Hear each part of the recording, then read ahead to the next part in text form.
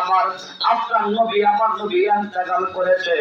একদিন, দুই দিন, তিন দিন পার হয়ে গেছে। হযরত বেলাল রাদিয়াল্লাহু তাআলা ঘটনা রে বাবা, দেখেন তারা কেমন আছে, তারা কেমন নবীকে ভালোবাসে, তারা নবীর কেমন পাগল ছিল। আর আমরা বর্তমান যুগে কেমন উম্মত হইলাম। আজকে আমরা নবীর উম্মত হওয়ার পরে ওই নবীর ভালোবাসায় আমাদের চোখ যে বাবা এক ফোঁটা প্রেমের পানি বের হয় না। আমার নবী কয়, ও আমার মুহাব্বতের উম্মতরা রে, তোমরা জানো না যখন নাকি তাইফের ময়দানে গিয়েছিলাম, কত মার খেয়েছি, সারাটা শরীর রক্তে রঞ্জিত করে ফেলেছি।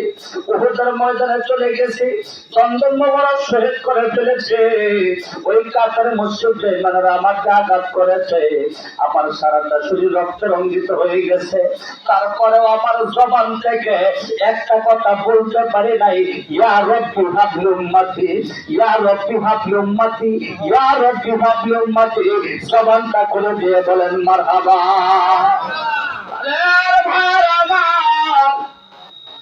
আজকে আমরা কেমন উম্মত হইলাম, ওই নবীর ভালোবাসায় চোখ দিয়ে গোটা প্রেমের পানি বের হয় না। আর নবী তো আপনার জন্য আমার জন্য চোখের পানি শুকাই নাই। নবী এত কাছে রে বাবা,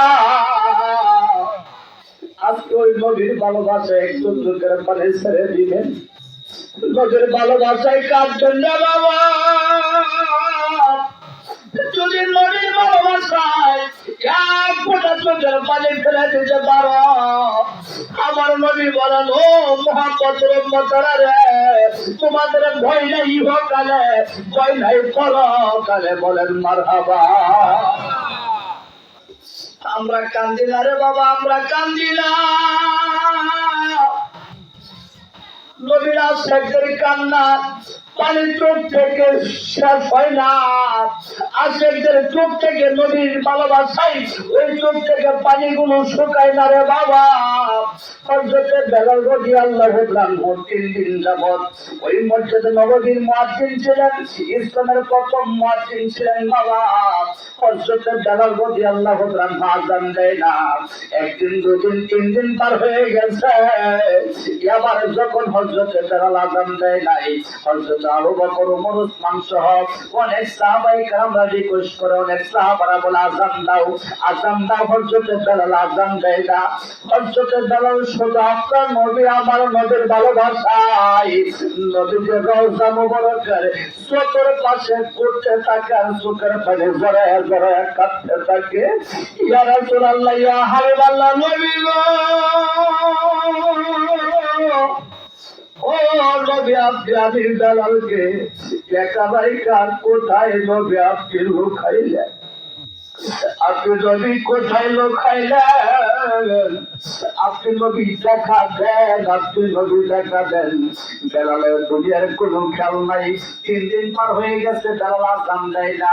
দুনিয়ার কোনো খেয়াল নাই, কারো কথা শেষ চলে না। হঠাৎ করে বেলালের অন্তরের মধ্যে জাগ্রত হয়ে গেল। বেলাল চিন্তা করলেন, যে জায়গার মধ্যে আমার নবীরে পাওয়া যায় না, এই জায়গার মধ্যে আমি বেলাল থাকতে চাই না। কারণ যেখানে যাই, ওইখানে যেখানে দেখতাম নবী দাঁড়ায়া থাকতো, এই নবীর স্মৃতিগুলো আমার চোখের মধ্যে পাশে, নবীর ছায়াগুলো পাশে, নবীর কর্মগুলো পাশে, আমি বেলাল সহ্য করতে পারি না। এই কথা চিন্তা করে বেলাল একটা কাপড় চোপড়ে পোটলা বেঁধেছে। পোটলা বেঁধে বেলাল এই মদিনা ছেড়ে অনেক দূরে চলে যাবে নিয়ত করেছে। যাইতে যাইতে যাইতে যাইতে হাদিস শরীফের মধ্যে আসছে, হযরত বেলাল অনেকে অনেক কথা বলেছে। হযরত বেলাল মনে করেন চলে গেছে সিরিয়াতে। যখন নাকি হযরত বেলাল সিরিয়া চলে গেছে, এবার হযরত বেলাল ওই জায়গার মধ্যে অনেক দূরে যাওয়ার পরেও হযরত বেলালের চোখের পানি শেষ হয় না। হযরত বেলাল শুধু কান্দে, ইয়া রাসূলুল্লাহ, ইয়া হাবিবাল্লাহ, ইয়া রাসূলুল্লাহ, ইয়া হাবিবাল্লাহ, ইয়া রাসূলুল্লাহ, ইয়া হাবিবাল্লাহ, এরকম বলে কান্দে। একদিন, 2 দিন, 3 দিন পার হয়ে যা, 1 সপ্তাহ পার হয়ে যা, 1 মাস পার হয়ে যা, বেলালের কান্না শেষ হয়ে যা। বেলাল শুধু কান্নাটা আরো গভীর ভাবে বাড়তে আছে, বিরহটা গভীর ভাবে বাড়তেছে, বিচ্ছেদটা শুধু বাড়তে আছে। এই যে বাবা আজকে প্রেমিক পাগলেরা লক্ষ্য করে দেখা যায়, আছে প্রেমিক পাগলেরা যখন নাকি নদীর কথা মনে করে, তারা তাদের অন্তরের মধ্যে বিচ্ছেদের আগুন দাও দাও করে জ্বলতে থাকে। জুড়ে বলেন ঠিক থাকে ঠিক। তাই তো পাগলেরা বলে, তাই তো পাগলেরা